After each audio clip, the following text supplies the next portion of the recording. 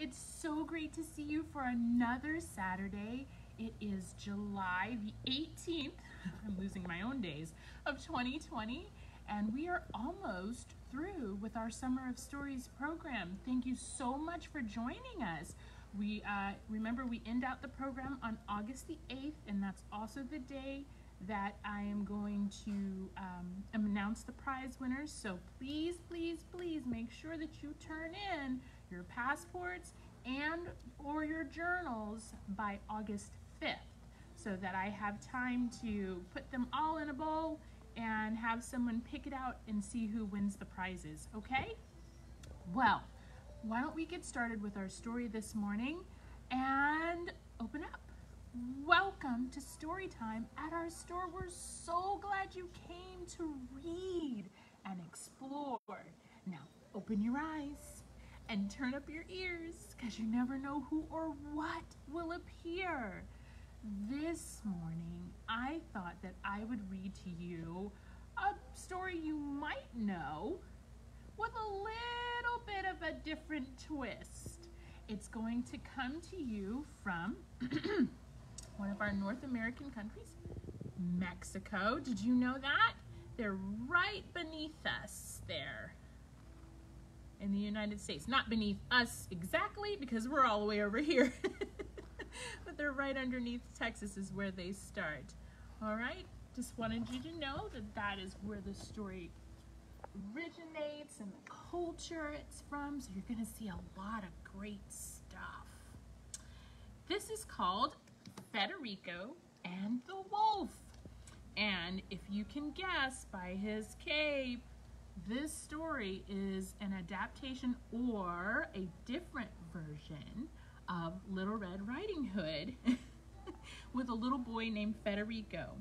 And the book has been written by Rebecca J. Gomez. She's the author. And the one that drew all the pictures is Elisa Chavari. And this book comes to you from Clarion Books through Houghton Mifflin Harcourt Publishing Company. And I'm going to remove the jacket just to make it easier to read to you and turn the pages. And look at those beautiful end papers already. I see Frederico and I see the wolf. Are you ready? Let's get started. Well, if I can turn the page. Frederico and the Wolf.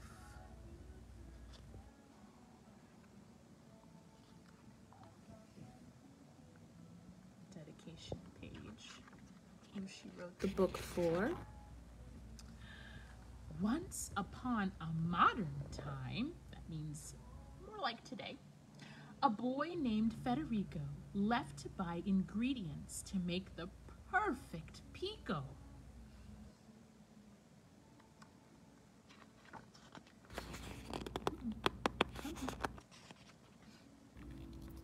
Cuidado, called his mama as he pedaled toward the shops. Mind Abuelo's grocery list and don't make other stops. Past the buildings, cars, and cabs, young Frederico scurried until he reached the marketplace where people browsed unhurried.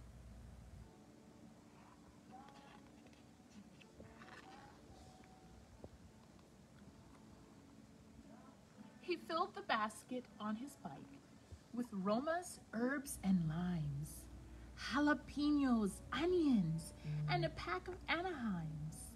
He added garlic, pickles, bread, and other market goods, then pedaled through the city park and deep into the woods. Look at that beautiful city.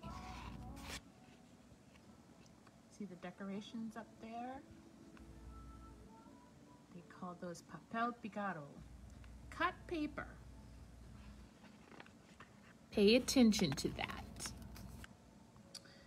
A fallen branch had blocked the path, so Rico stopped his ride.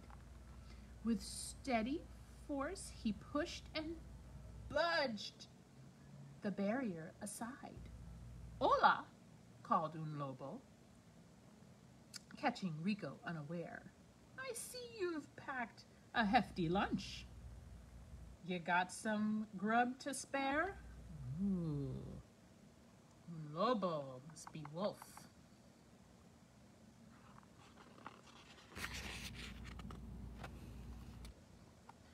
Sorry, Lobo, Rico said.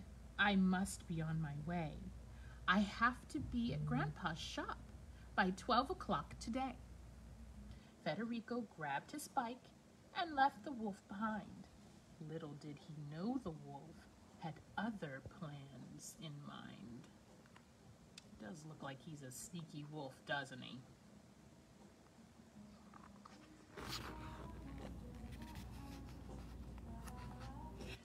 La tienda was deserted.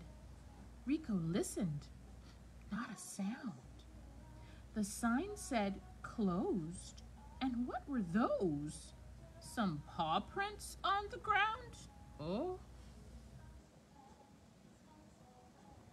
Federico peeked inside, alarmed by what he saw. A figure waved him over with a large and furry paw. Who is inside his grandfather's shop?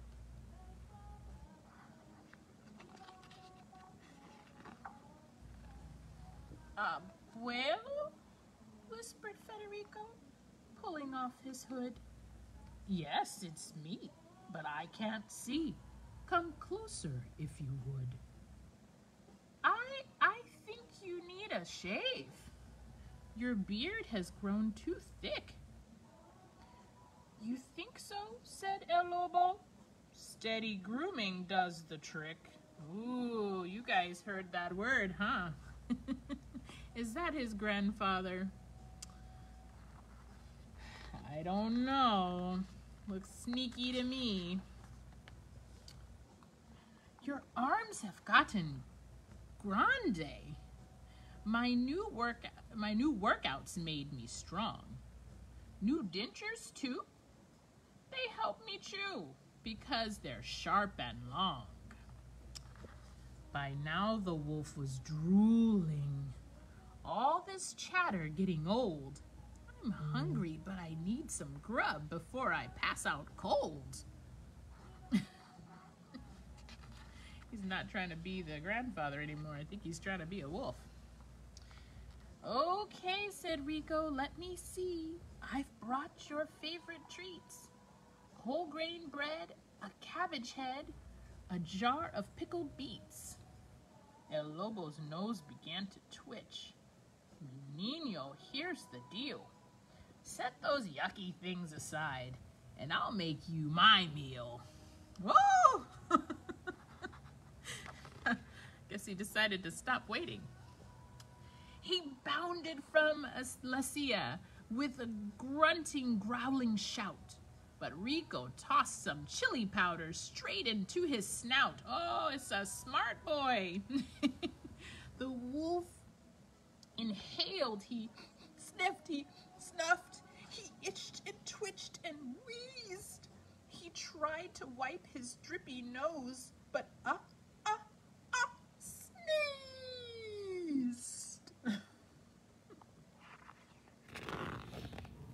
Federico ducked and dashed, then rummaged through his sack. Not so fast, you tasty tyke. I haven't had my snack. But Rico quickly plotted.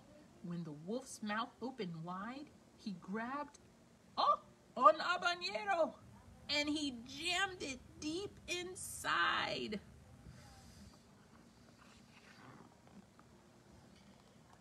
El Lobo gulped, he gagged, and coughed.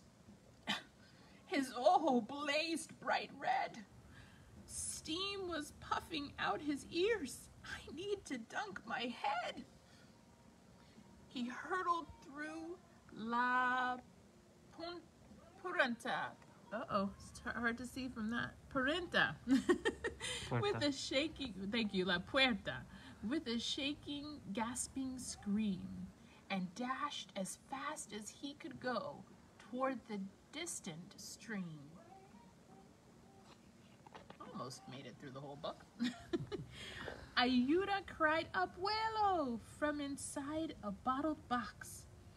Rico found him safe and snug in just his shorts and socks. Gracias, he screamed out with shouts of pride and joy. I thought that wolf would do us in, but you prevailed, my boy. Poor abuelo. The wolf took his clothes. They cleaned the mess and Gramps got dressed, then shared a bit of lunch. How about we make a sauce that packs a special punch? They chopped and diced, used lots of spice, and simmered sauce all night, then bottled their concoction. Wolf's Bane Salsa. Extra bite. The end. So at the end of the book, it shows you how to make the perfect pico, which is the salsa. And it also says, can you find these Spanish words and phrases in the story? Like cuidado, abuelo, churros. We didn't really do that one. So it has a whole list and it tells you what they mean. Cuidado, care or caution. All right? There's our end papers. Oh, look, they're a little different. Now it's Federico and abuelo. The end. I really hope you enjoyed that story as much as I enjoyed reading it to you. And all of the special words, the Spanish words, you got to learn a little different language as well today. So for our craft this week, Miss Janet, one of our special volunteers, has put together a little craft for you. And remember those papel picados that we saw in the marketplace? And we said we called them cut because it means cut paper. Now these are really, really elaborate and they have images like horses and stars. And I think that might be a bird there. She's given you 3 triangles of tissue paper. Wake up, brain. And also showed you spots where you can take your scissors and cut so that you end up with something a little bit like this. Kind of looks like a snowflake. Or this.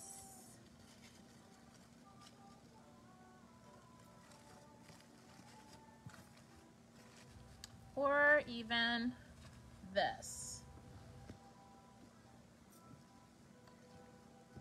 Now I know it means cut paper, but if you don't have scissors, you can also tear if you need to. You just tear around or cut around the little triangles is what the plan is. And then you take your piece of string and you can either feed it through some of the holes or just glue them on. All right. Might have to thread it through a little bit. There we go. So it kind of hangs off the string. Okay? And you have your own papel picado. All right, your own decorations. Remember your passport. Today we're going to mark 7/18 with the color. I would have used red for the red hood, but I decided to use orange just because it's a nice, bright, festive color.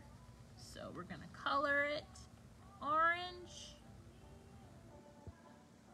There is not a bonus stamp on this particular craft kit.